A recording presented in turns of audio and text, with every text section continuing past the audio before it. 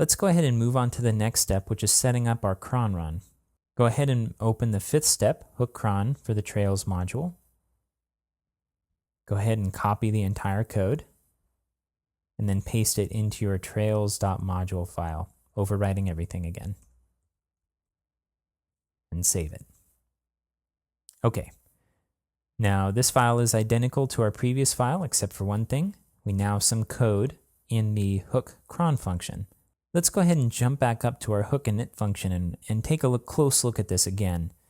Now every time a page loads, we go and add a new item to this trail array. So after somebody has visited 100 or 1,000 pages, that array will continue to grow. And one thing about the variables table is that every item in that table gets loaded on every page load. So if we have a huge data set inside of a variable, that can consume a lot of resources. So it makes sense, if we're going to use a variable for data storage, that we regularly prune that back so it only has a limited number in it. So let's go ahead and go down to cron. A cron run is the perfect time to perform this type of pruning. So let's go ahead and take a look at the way we're implementing this. The first step is to grab the trail array, and we're going to do that with variable get again.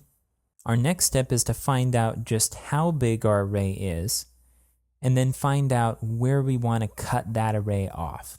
So for this example, we're just saving the last 5 items and cutting out everything else. And there's a nice PHP function that will allow us to do that called array slice.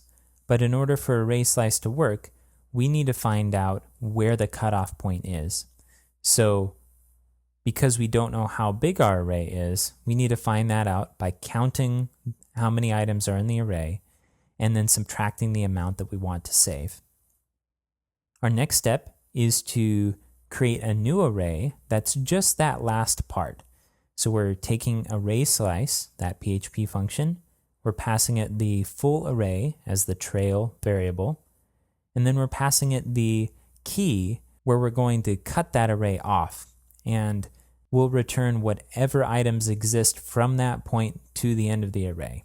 So this short trail variable now contains the last 5 items in our array.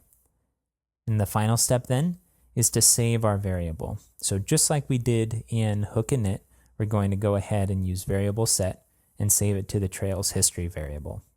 If we want to see this in action, let's go ahead and make sure that our module file is saved, and then let's visit a few pages and create a bigger array.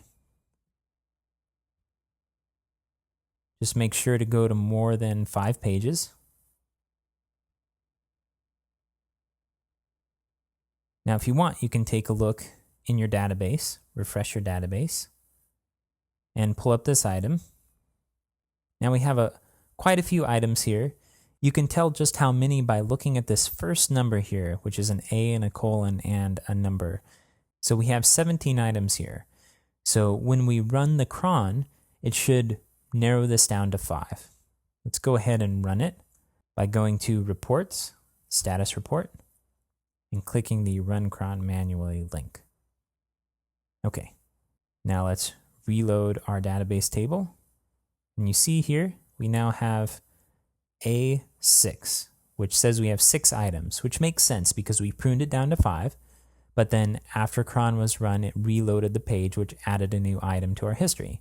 So now we have a fully functioning mechanism for saving visited pages and pruning them back when that amount gets too big. So now the next step is to create an interface that actually makes that data useful. And we're going to do that by implementing a block. Blocks take a few steps in order to implement. The first is passing Drupal an array that contains basic information about the block, such as the title that it's supposed to display on the block management page.